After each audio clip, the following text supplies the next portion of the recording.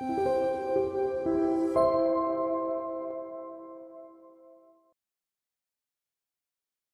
오늘 제목을 같이 볼까요? 오늘 제목은 일어나 빛을 발하는 행복한 공동체다. 왜 스킷을 했는지 궁금해서 설교가 안 들어올까 봐 미리 말하는 거예요.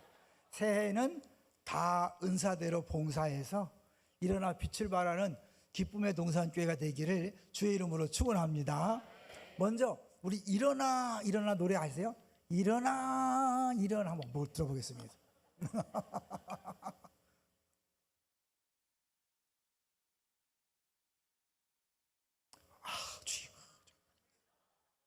지금 우리 오간사님한테 제가 드린 게 있는데 지금 졸려서 그래. 졸려서 죄송해요. 연일랑 계속 피곤하잖아. 우리 젊은이들은 잘 모르죠. 아름다운 꽃일 수록 빨리 시들어가고 햇살이 비치면 투명하던 이슬도 한순간에 말라버리지. 일어나 다시 한번 해보는 거야. 일어나 봄의 새싹들처럼. 굉장히 그 유명한 가수인데 아깝게 일찍 세상을 떠났죠. 세상 떠나기 1년 전에 이 노래를 왜 언제 만들었는지를 이렇게 고백했다 그래요. 한동안 뭔가 모르게 마음이 무겁고 답답했을 때 뭐 정말 그만 살까 이런 생각도 하고, 그럴 때 어차피 그래도 살아가는 거 좀 재밌거리 찾고 살아봐야 되지 않겠는가, 이런 생각하면서 만든 노래라고 사망하기 1년 전에 고백했다고 합니다. 제가 이 노래를 들려드린 것은 뭐냐면, 사람이 아무리 일어나 자기 결심하고 소리쳐도 일어날 수 있을까요, 없을까요? 스스로 힘으로 일어날 수 없습니다. 우울증 걸린 사람에게 야 힘내, 가능합니까? 가능하지 않습니다. 일어나지 못한 사람에게 야 일어나 아무리 외쳐도 일어날 수 없는 거죠. 그럼 언제 일어날 수 있을까요? 하나님의 은혜가 임하면 일어날 수 있습니다. 오늘 이사야 60장 볼까요? 이사야 60장 1절을 같이 보겠습니다. 1절 시작. 일어나라 빛을 발하라. 이는 내 빛이 이르렀고 여호와의 영광이 내 위에 임하였음이니라. 네, 일어나라 빛을 발하라. 그렇게 할 수 있는 이유는 이는 내 빛이 이르렀고 여호와의 영광이 내 위에 임하였다. 하나님의 빛이 임하고 하나님의 영광이 임했기 때문에 일어나 빛을 발할 수 있는 거죠. 2절도요. 2절 들고 보시면 시작. 보라 어둠이 땅을 덮을 것이며 캄캄함이 만민을 가려우리니와 오직 여호와께서 내 위에 임하실 것이며 그의 영광이 내 위에 나타나리니. 결국 빛이 임한다는 건 누가 임하는 거예요? 하나님이 임하는 거죠. 생명이신 하나님이 임했을 때 일어날 수 있는 거죠. 이제 이 사실은 우리가 1절부터 3절까지만 읽었지만 이 내용은 1절부터 16절까지를 다 봐야 되는데 이걸 요약한 내용을 잠깐 보여드리려고 그래요. 3번을 같이 보겠습니다. 3번을 보시면 이게 1절부터 2절까지는 세상의 빛이다. 하나님 세상의 빛이고 3절부터 6절은 신자들이 세상의 빛이 될 수 있다고 말하는데 10절부터 16절은 어떻게 그것이 가능한가? 이름이 언급되지 않았지만 누굴 말한다고요? 예수님을 가리키는 거죠. 하나님은 세상의 빛이시고 당신은 세상의 빛이 될 수 있습니다.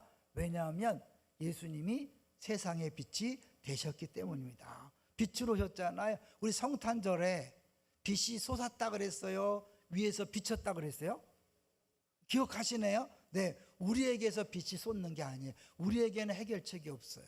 어둠은 무지와 죄를 이야기하잖아요. 우리 어둠에서 일어나지 못하는 우리들을 살리는 길은 빛이신 하나님이 이 땅에 임하는 거예요. 예수님이 이 땅에 빛으로 오심으로 우리가 빛이 될 수 있다고 얘기하는 거죠. 빛처럼 살려고 애쓰는 겁니까? 이미 빛이 된 겁니까? 이미 빛이 됐어요. 너희는 세상의 빛이라. 내가 빛처럼 살려고 하는 게 아니에요. 소금처럼 되려고 하는 게 아니라 이미 빛이 되었고 소금이 되었다는 내 정체성을 확실히 알 때 빛과 소금 역할을 할 수 있는 거예요. 빛이 됩시다.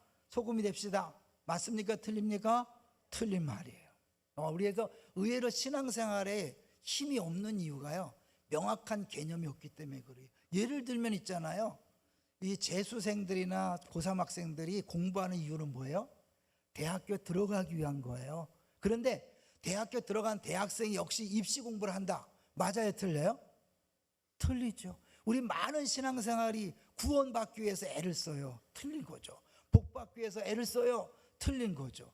하나님의 인정받기 위해서 애를 쓰는 거 틀린 거예요. 이미 하나님 우리를 구원하셨고 복 주셨고 인정하셨기 때문에 거기서 시작하는 거예요. 근데 많은 성도들이 내가 빛이 되려고 소금이 되려고 애를 쓰다가 엉뚱한 노력만 하다가 끝날 때가 많이 있는 거죠. 사실 빛이 임하면 어떤 일이 벌어지는가?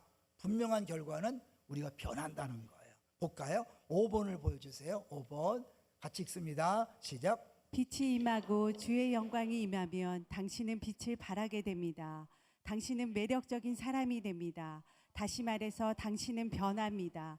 당신은 단지 착한 행동들을 더 많이 하는 것만이 아니라 놀랍게 성장하게 되는 것입니다. 당신은 성령의 9가지 열매를 점점 더 많이 맺으며 자라나는 것입니다. 그래서 결과적으로 매력적인 사람이 됩니다. 이것이 바로 세상의 빛이라는 의미입니다. 우리가 빛이기 때문에 결과적으로 다른 사람들이 우리에게 모여드는 거예요.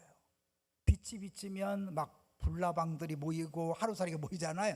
그런 것처럼 빛이 임했기 때문에 어떤 일이 벌어지는가? 3절을 보세요. 이사야 60장 3절 시작. 나라들은 내 빛으로 왕들은 비치는 내 광명으로 광명으로 나오리라. 내 빛으로 내 광명으로 나온다는 거예요. 그러니까 사람들이 우리에게 끌리는 거예요. 예수 믿는 사람, 진짜 빛이 임한 사람은 어떻게 해요? 사람들이 매력을 느끼는 거예요. 당신 뭔가 다르다. 나 당신하고 사귀고 싶다. 같이 있고 싶다. 이런 소리 들어보셨나요? 당신 꿈에 나올까봐 두려워. 이런 사람이 되면 안 되잖아요. 많은 기독교인들이 그럴 수 있잖아요. 그런데 진짜 빛이 임한 사람은 매력 덩어리가 되는 거예요. 옆 사람 인사합니다. 당신 참 매력적입니다. 갑자기 구토가 나오려고 그러는 거죠. 그러나 여러분, 실제 우리의 주인, 우리의 정체성이 매력 덩어리가 된 거예요. 근데 자기가 매력 있는 존재인 줄 모르니까 자꾸 숨는 거예요. 여러분, 숨으면 안 돼요. 예수님께서 우리를 어떻게 했어요? 산 위의 동네라 그랬잖아요. 우리 마태복음 5장 14절부터 16절 한번 볼게요. 우리가 빛이기 때문에 당연히 우리는요, 드러나야 돼요. 예수 믿는 걸 숨기는 것은 내가 누군지 모르는 거예요. 내가 예수 믿는다 그러면 하나님 영광을 가리지 않을까요? 아니에요. 여러분이 예수 믿는 걸 숨기는 자체가 영광을 가리는 것이 거짓말하는 거거든요. 볼까요? 마태복음 5장. 자, 같이 읽습니다. 시작. 너희는 세상의 빛이라 산 위에 있는 동네가 숨겨지지 못할 것이요. 잠깐 멈출까요? 우리는 산 위에 있는 동네예요. 산 위에 있는 도시란 말이에요. 숨길 수가 없어요. 높은 산이 있기 때문에. 14절 시작. 너희는 세상 15절 15절 사람이 등불을 켜서 말 아래에 두지 아니하고 등경 위에 두나니 이러므로 집안 모든 사람에게 비치느니라. 전 초신자 때 이 말이 참 이해 안 됐거든요. 말 아래 왜 둘까? 말을 호 홀수가 아니라 저거는 뭐예요? 한 말, 두 말, 세 말 때 이렇게 뭐예요? 대박이죠, 대박. 그래서 말 아래 감추는 게 아니라 등경 위에 두는 거죠. 왜? 빛을 비춰야 되니까. 근데 그걸 깜깜하게 빛을 가리면 안 된다는 거예요. 많은 사람들이 예수 믿으면서도 자기의 빛을 발하지 못하도록 숨기는 경우가 많이 있는 거죠. 16절까지 시작. 이같이 너희 빛이 사람 앞에 비치게 하여 그들로 너희 착한 행실을 보고 하늘에 계신 너희 아버지께 영광을 돌리게 하라. 이미 우리 안에는 빛이신 예수님 오셨기 때문에 당연히 할 수 있는 거죠. 오늘 좀 전에 연극 봤어요. 수준이 높아요. 내용도 탄탄하고 그 연기 실력이나 준비를 많이 했어요. 그런데 이 죄진 우리 임나영 집사를 심판해야 되는데 누가 심판받는다 그랬어요? 예수님. 왜? 예수님 우리 안에 계시기 때문에 내가 주인이기 때문에 내가 심판받아야 한다. 이런 너무 멋진 성경을 이야기했어요. 아니 우리 안에 빛인 주님이 오신 거예요. 내가 억지로 노력하지 않아도 빛을 발하게 돼 있어요. 매력덩이가 되게 돼 있어요. 그걸 모르니까 자꾸 숨기고 드러내지 않으다 보니까 문제가 되는 거죠. 6번을 보겠습니다. 6번 박스를 보시면 영문을 잘 번역했는데요, 역경을 잘 다스린다는 거예요. 그리스도인들은 고통을 침착하게 다루는 것으로 매우 잘 알려져 있다. 그래서 로마가 그렇게 핍박하는데 어려움 중에서도 믿는 사람이 늘어난 것은 그 기독교인들이 매력이 있었기 때문에 그래요. 그들이 평등을 추구하는 것, 정의로 여긴 거죠. 가난한 사람, 약한 사람, 노예들을 똑같은 형제로 대하는 것이 진정한 정의라는 거예요. 그래서 가난한 사람들을 살폈어요. 궁핍한 사람들과 가난한 사람들을 돌봤어요. 그래서 사람들이 눈에 띄는 거야. 시키지 않아도 눈에 띄는 거예요. 당신 이상하다, 어떻게 그럴 수 있느냐. 사실 그래서 너무나 특이해서 사람들이 매료되었어요. 왜? 그들은 세상의 빛이었기 때문에 그러죠. 우리 일과 영성에 대한 책을 배울 때 그 리디머 교회에 나온 한 아가씨 얘기 기억나시나요? 한 아가씨가 교회는 나오는데 예배 끝나자마자 도망가는 거예요. 그 틴켈러 목사님 만날 수가 없어요. 그래서 어느 날 우연히 딱 마주친 거예요. 그래서 물었어요. 어떻게 왔냐? 사실 자기는 아직 예수를 안 믿지만 기독교에 대해서 관심을 갖고 지금 살피고 있다는 거예요. 그럼 어떻게 우리 교회 오게 됐냐? 자기가 신입사원이었을 때 큰 사고를 쳤대요. 그런데 자기 상사가 자기에게 잘못을 묻지 않고 책임을 다 졌다는 거예요. 자기의 그런 영역에 손해를 많이 보면서 책임을 질 때 이제 그걸 보고 너무 이상하다. 왜? 보통 상사들은 잘못한 것은 넘기고 잘한 건 자기가 공로를 받는데 이 사람 이상한 거예요. 그래서 왜 그렇습니까? 그랬더니 이분이 얘기한 거예요. 저는 크리스찬입니다. 그러면서 크리스찬이라는 의미는 예수님이 나를 위해 희생하고 나를 위해 손해봤기 때문에 나도 예수님처럼 섬기기 위해서 손해를 기꺼이 보는 겁니다. 그리고 막 자꾸 얘기를 안 하려고 하더래요. 어느 교회 다닙니까? 그랬더니 리드머 교회를 소개해서 그래서 교회에 나오게 됐다는 거예요. 뭐예요? 그 선행이 보통 사람과 다른 특별한 행동이 끌리게 만들었고 그 끌림이 교회에 오도록 그렇게 만든 거죠. 우리 2024년에는 여러분의 이상한 끌림이 많은 사람들이 기쁨의 동산께로 찾아오는 통로가 되기를 주의 이름으로 축원합니다. 몇 명이나 그러면 좋을까요? 당신 같은 사람 1000명을 기대하는 거죠. 여러분, 하나님께서 역사하시면 되는 거죠. 내가 빛을 발하고 하려고 하는 것이 아니라 내 안에 그리스도가 빛을 발하도록 나를 내려두면 돼요. 제가 목회할 때 제일 신경 쓰는 건 뭐냐면 내가 걸림돌이 되지 않는 거예요. 내가 교만하고 내가 높아지면 하나님의 영광이 드러나지 않죠. 철저하게 나를 부인하고 내가 십자가를 질 때 주님이 내 안에서 사시는 거예요. 쉬워요? 어려워요? 그 맛을 보면 쉬운데 여러분 맛을 보지 않기 때문에 너무너무 어려운 거예요. 그런 면에서 우리 7번을 같이 보겠습니다. 7번을 같이 보시면 궁극적인 어둠은요 하나님으로부터 완전히 분리되는 것이다. 이걸 왜 얘기하냐면 우리가 빛이 될 수 있는 것은 빛이신 예수님이 어둠이 되었기 때문에 그래요. 예수님이 죽으실 때 어떤 일이 벌어졌죠? 세상이 깜깜해졌어요. 그거는 죄의 어둠이 덮은 것을 이야기하는 거죠. 십자가 위에서 같이 읽어볼게요. 우리 전리니가 같이 큰 목소리 읽어봅니다. 시작. 십자가 위에서 세상의 빛이 우주적 어둠 속으로 던져졌습니다.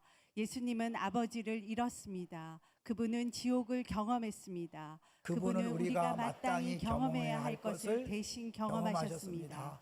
그분이 우리가 경험해야 할 어둠을 경험했기 때문에 우리는 빛이 될 수 있었고 절대로 버림받을 수 없는 존재가 되었고 매를 맞을 필요도 없는 존재가 되었으며 오히려 세상의 빛이 될 수 있게 된 것입니다. 연극이 이걸 너무 잘 보여준 거예요. 예수님이 대신 벌받았기 때문에 대신 매를 맞았기 때문에 하나님에게 버림받았잖아요. 엘리 엘리 라마 사박다니 어찌하여 나를 버리셨나이까. 문학적인 표현이라고 해서 진짜 버렸다 그랬어요? 진짜 버렸어요. 진짜 지옥을 경험한 거예요. 그래서 여러분은 죽었다 깨도 지옥 가지 않습니다. 할렐루야. 죽었다 깨도 버림받지 않습니다. 여러분은 절대로 어둠이 될 수 없어요. 여러분 영원토록 빛이 된 거예요. 내가 빛이란 사실을 기억하고 빛된 삶을 살기 위해서 철저하게 나를 부인하고 십자가를 지는 게 필요한 거죠. 우리 이제 내가 먼저 손 내밀지 못하고 그 찬양 기억하세요? 내가 먼저 손 내밀지 못하고 내가 먼저 용서하지 못하고 그 노래를 누가 졌냐면 최영독 씨라는 사람이 졌어요. 2번을 보여주세요. 최영독 씨라는 분이 이 노래를 짓게 된 계기가 있대요. 이 사람이 고향교회에 있을 때 동료 집사하고 사소한 일로 말다툼을 했대요.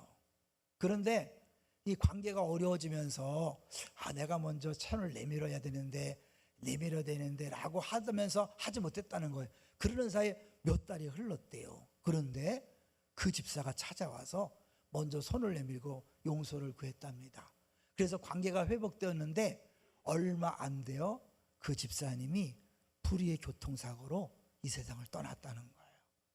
장례식 후에 그 집사님 부인이 일기장을 하나 건네주었는데 거기에 이런 내용이 들어있었대요. 같이 읽어볼까요? 시작. 내가 예수님 다음으로 존경하는 사람은 최영독 최영독 집사다. 집사다. 왜냐하면 그는 나에게 예수님을 믿도록 전도해 주었기 때문이다. 최영독 집사 큰 충격을 받았다는 거예요. 그 집사님과 다투고 자기가 전도한 사람인데 자기가 먼저 용서를 구하지 못한 일을 떠오르면서 자신의 옹졸함 때문에 밤새 울면서 회개하며 찬송시를 지었다는 거죠. 빛을 발하는 게 뭘까요? 세상 사람은 절대로 지지 않으려고 합니다. 잘못하고도 용서를 빌지 않습니다. 왜요? 그것이 자기를 높인다고 생각하고 자기를 인정하는 방법을 생각하는데 예수 믿는 사람은요 바보처럼 먼저 용서를 비는 거예요. 맨날 내가 뭘 잘못했다고 용서를 빌어? 아니에요. 예수님이 잘못해서 죽으신 게 아니잖아요. 예수님은 아무 죄가 없지만 우리 죄 때문에 죽으셨어요. 용서라는 건 뭐냐면요, 내가 용서할게 그게 아니에요. 상대방이 지은 죄에 대한 벌을 내가 대신 받고 그를 용납하는 거예요. 쉽게 해서 뭐예요? 컵을 깨트렸어요. 용서한다는 게 뭐죠? 이 컵 값을 내가 지불해서 새 컵을 내가 사는 거예요. 뺨따기를 딱 맞았어요. 어때요? 그 모든 수모를 내가 다 담당하고 원수 갚지 않는 것, 이것이 용서고 그것이 바로 예수님의 모습이잖아요. 자, 빛이 되는 게 뭘까요?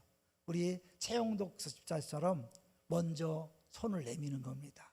아직까지 손 내미지 못하고 관계가 끊어진 사람이 있다면 이 시간에 결심했으면 좋겠어요. 여러분 아시죠? 용서하면 누가 행복해요? 그 인간이 행복해요? 내가 행복해요? 내가 행복한 거예요. 여러분 그 인간은 어차피 심판받아 죽을 사람이에요.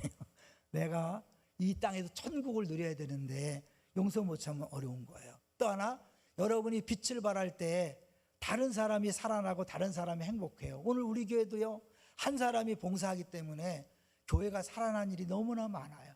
그런 의미에서요, 우리 철가방 우수씨 기억하세요?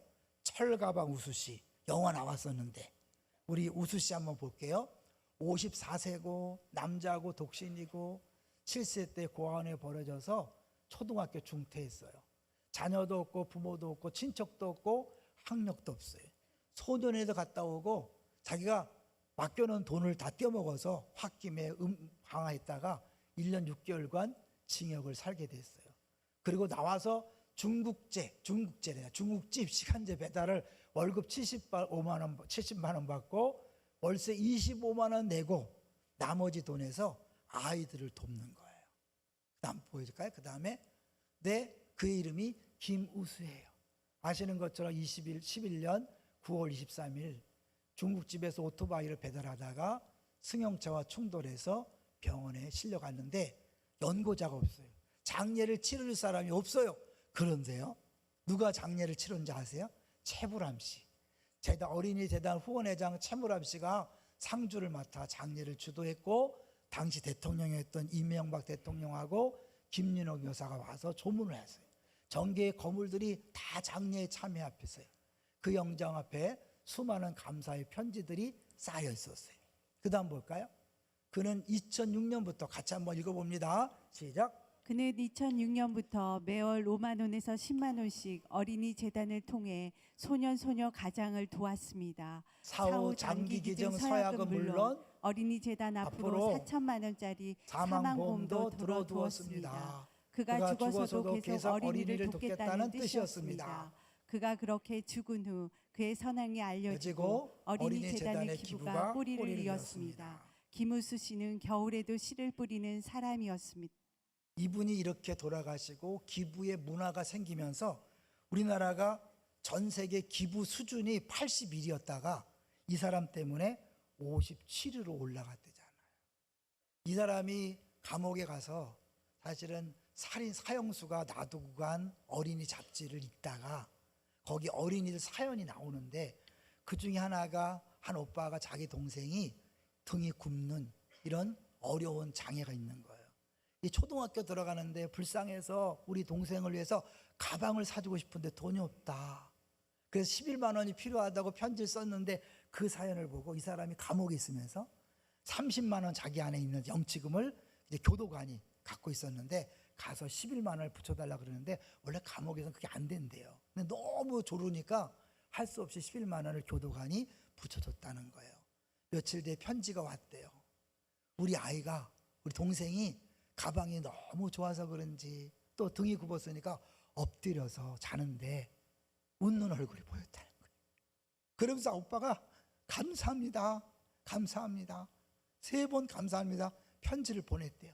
그 감사합니다라는 말 한마디가 이 사람의 마음을 바꿔서 그 감옥에서 나온 다음에 계속해서 어린이를 돕겠다 결심하고 그 일을 했고 그것이 알려지면서 한국의 기부 문화를 바꿨다고 하는 거죠.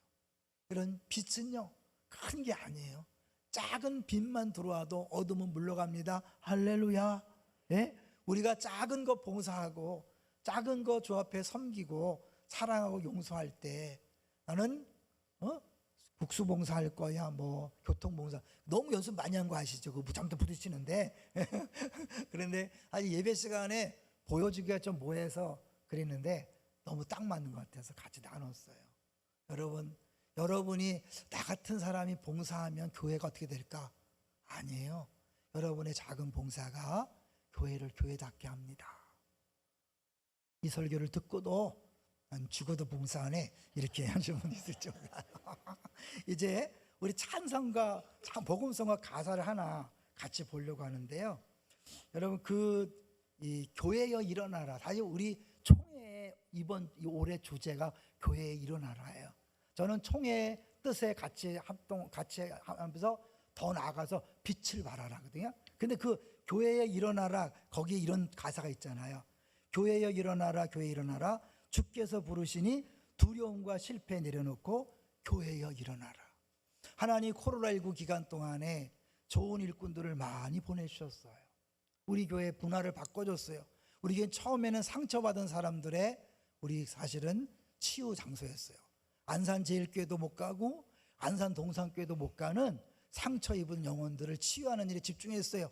이제는 하나님이 그때가 지난 거 생각하고 새로운 식구들을 보니까 좋은 일꾼들이 많이 왔어요. 물론 여전히 상처 입고 왔지만 이제는 여러분 그 먼저의 교회에서 입은 상처 때문에 두려움과 실패로 그냥 교회만 왔다 갔다 하지 마십시오. 여러분 빛을 발해야 되는데 숨기지 마십시오.